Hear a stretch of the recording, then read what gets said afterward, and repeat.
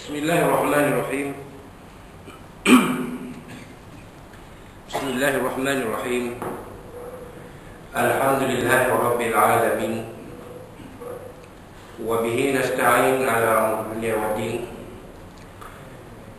Nastaghfiruhu wa nastahdihi wa natubu ilayhi wa natawakkalu alayhi. Wa na'udzu bihi min shururi anfusina wa min sayyiati a'malina. من يهده الله فلا مضل له وهو المهتد وما يضلل فلن تجد له وليا مرشدا ولا هادي له أشهد أن لا إله إلا الله وحده لا شريك له وأشهد أن سيدنا محمدا عبده ورسوله اللهم صل وسلم وبارك على هذا النبي الكريم سيدنا وحبيبنا وشفيعنا وزورنا ومولانا محمد المصطفى وعلى آله وصحبه ومن دعا بدعوته وتمسك بسنته وجاهد في سبيل الله إلى يوم الدين. رب اشرح لي صدري ويسر لي أمري واحلل عقدة من لساني يفقهوا قولي. سبحانك لا علم لنا إلا ما علمتنا إنك أنت العليم الحكيم ولا حول ولا قوة إلا بالله العظيم. اللهم افتح علينا حكمتك وانشر علينا من خزائن رحمتك يا أرحم الراحمين. اللهم أرنا الحق حقا وارزقنا اتباعه وأرنا الباطل باطلا وارزقنا اجتنابه. Kalau Allah Subhanahu wa taala di Kitabul Aziz, a'udzubillahi minasyaitonir rajim. Bismillahirrahmanirrahim. Subhanalladzi asra bi 'abdihi laylan minal masjidil haram ilal masjidil aqsa من المسجد الحرام إلى المسجد الأقصى الذي باركنا حوله لنريه من آياتنا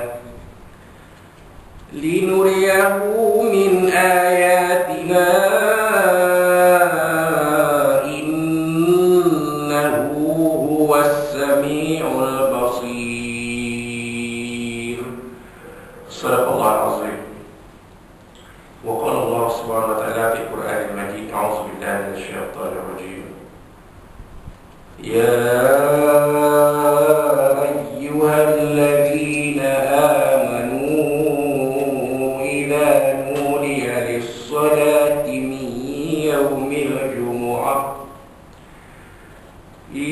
نودي للصلاة من يوم الجمعة فاسعوا إلى ذكر الله وذروا البيع ذلكم خير لكم إن كنتم تعلمون. صدق الله العظيم.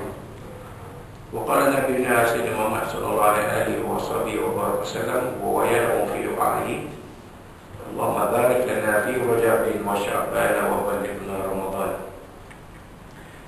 أو كما قال صدق رسول الله صلى الله عليه وآله وصحبه وسلم. وقال حبيبنا سيدنا محمد صلوات الله وسلامه عليه وعلى آله وصحبه لا تشد الرحال إلا بلا ثلاثة مساجد المسجد الحرام ومسجد هذا والمسجد الأقصى. كما قال صدق رسول الله sallallahu alaihi wa alihi wasallam. Tuan-tuan sedang Jumat dan Ramadan sekalian rahimakumullah. Alhamdulillah pada tengah hari Jumat ini 1 Syaban 1443 Hijriah bersamaan 4 Mac 2022 Masih kita panjatkan sedikit puji dan syukur kepada Allah Subhanahu wa taala yang memberikan kita satu lagi kesempatan berkumpul di surau Al-Falah IPK Perak ini untuk bersama-sama kita menunaikan solat fardu Jumaat. Dan dalam kesempatan ini saya menyeru tuan-tuan kaum muslimin warga IPK Perak yang masih berada di pejabat masing-masing di jabatan bahagian cawangan masing-masing untuk bersegera ke Surau Al-Falah IPK Perak ini untuk mengambil tempat tuan-tuan, supaya tuan-tuan akan melaksanakan solat fardu Jumaat dalam keadaan yang baik. Dan itulah apa yang disuruh oleh Allah SWT di dalam ayat surah Al-Jumu'ah yang dibaca sebentar tadi. Bila dilaungkan azan pada hari Jumaat, maka bersegeralah kita ke rumah Allah, ke masjid, ke surau Jumaat, diri Jumaat untuk mengingati Allah Subhanahu Wa Taala, dan tinggalkanlah segala urusan dunia kita. Dan Allah SWT sangat terbuka dalam hal ini, kerana nantinya dalam ayat-ayat yang berikutnya Allah SWT menyebut, A'udzubillahi minasyaitonir rajim, fa idza qudiyatis salatu fantashiru fil ardh wabtaghu min fadlillah wadhkurullaha katsiran la'allakum tuflihun. Surah Azim. Bila selesai kita menunaikan solat fardu Jumaat, maka bertebaranlah kita ke segala tempat. Bolehlah kita balik ke pejabat kita, bolehlah kita balik ke jabatan kita, bolehlah kita balik ke bahagian kita, bolehlah kita balik ke cawangan kita untuk meneruskan aktiviti, meneruskan penugasan, meneruskan tanggungjawab yang diamanahkan kepada kita. Dan dalam masa yang sama, teruskan kita mengingati Allah Subhanahu Wa Taala. Mudah-mudahan Allah SWT akan memberikan kejayaan kepada kita di dunia sampailah ke akhirat. Di mana yang diperlihatkan kepada Nabi SAW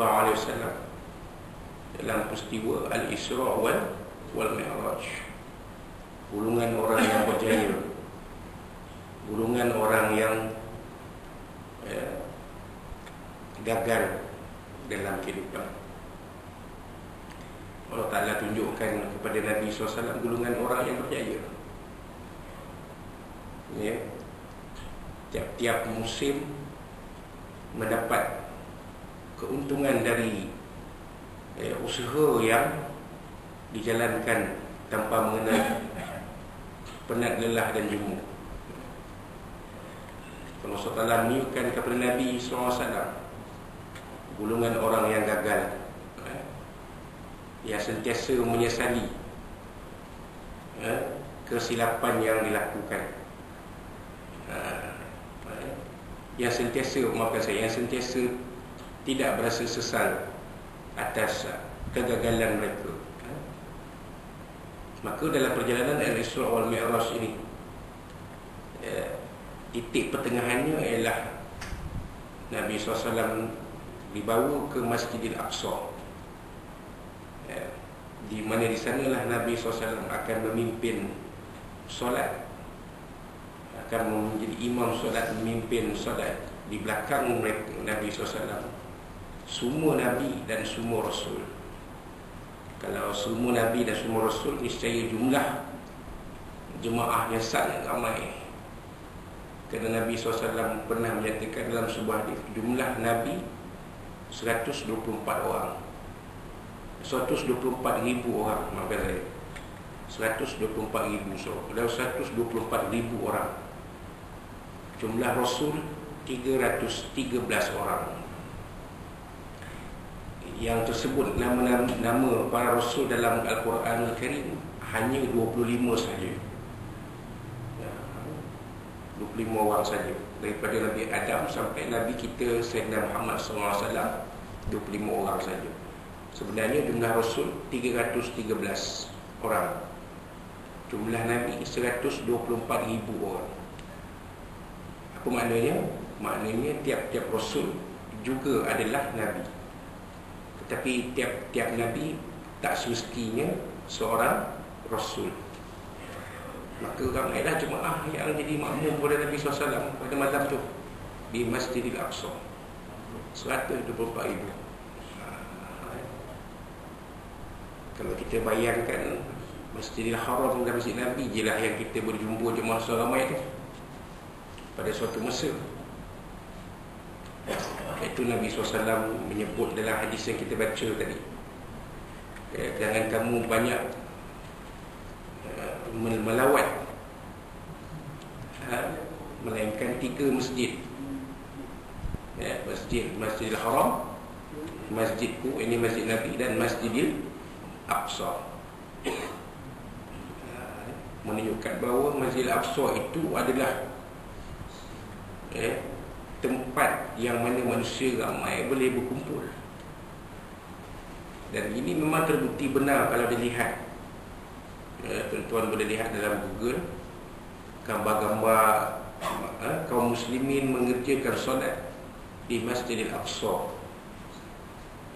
Puluhan ribu, malah boleh jadi seratus ribu yang berkumpul.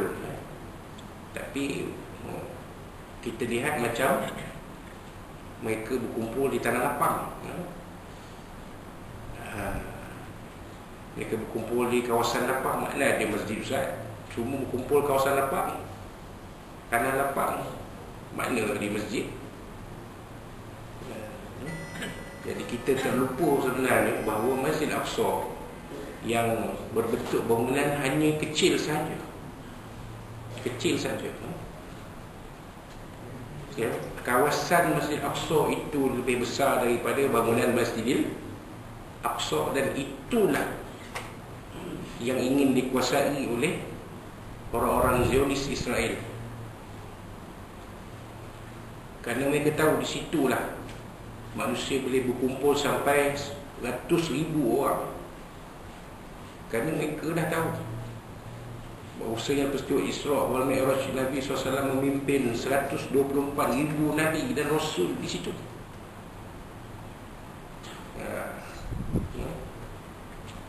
Jadi mereka cemburu. Sifat cemburu mereka itu melihat bagaimana Nabi SAW boleh melakukan apa yang tak boleh dilakukan oleh Nabi Musa AS sekalipun. Jadi kalau kita kaji peristiwa Al-Isra' wal Mi'raj, salah satu yang dikatakan mukjizat kedua terbesar diberikan kepada Nabi SAW selepas Al-Quranul Karim. Dalam peristiwa Isra' Mi'raj itu ada keajaibannya yang mungkin ramai di antara kita yang terlepas pandang, termasuk kita kami ustaz-ustaz pun kadang bila ceramah Isra' Mi'raj pun kadang-kadang kita terlupa benda tu, walaupun benda tu nampak biasa. Jadi imam sembahyang biasa. Jadi imam sembahyang, belakang ada makmum ramai, tu biasa. Tak percaya tanya imam masjid negeri, tanya imam masjid negara, tanya imam masjid-masjid besar, Masjid Putra, Masjid Sultan Mizan, mana-mana masjid Bandar Baru Senayan, namanya masjid yang ada cuma ada yang besar-besar. Pernah tak jadi imam? Imam pada makmum yang 1,000 orang. Biasa, tak ada apa yang pelik pun. Tapi bila Nabi SAW memimpin solat di belakangnya 124,000 para Nabi dan Rasul, ini sudah luar biasa. Inilah yang boleh dinamakan sebagai mukjizat.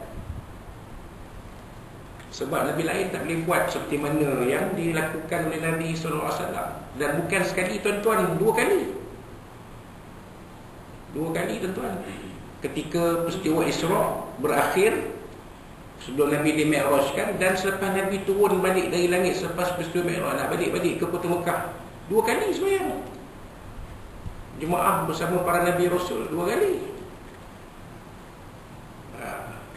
Dan di Masjidil Aqsa, Baitul Masjidil Aqsa jadi rebutan. Yang mana kini dikuasai oleh tanah sekelilingnya, allazi barakna haulahu. Tanah barakah yang ada di sekeliling Masjid Aqsa itu dikuasai oleh Zionis Israel. Mereka belum dapat menguasai Masjid Aqsa itu saja. Mereka tak boleh kuasai. Walaupun tak berhenti-henti mereka, tentera mereka masuk menceroboh. Tengok dalam video, ada dalam video, dalam apa nama ni, dalam gambar-gambar kan, tentera Israel masuk mencerobohkan Masjid Aqsa, merosakkan kapet-kapet yang ada di Masjid Aqsa, menembak gas pemedih mata sehingga jemaah Masjid Aqsa lari bertempiaran. Tapi mereka tak dapat menguasai keseluruhan Masjid Aqsa. Tak dapat. Mereka tak dapat menguasai keseluruhan Masjid Aqsa. Mereka mungkin boleh menceroboh Masjid Aqsa, tetapi mereka tidak dapat, sehingga hari ini mereka tidak dapat menguasai Masjidil Aqsa, walaupun kawasan keliling tu di bawah kekuasaan mereka. Pasal tengok jauhlah sebelah Masjid Aqsa tu, tembok menangis, the wall of crying tu, itu dah jadi kawasan Israel. Jadi itulah kehebatan Masjid Aqsa yang kita perlu kagumi.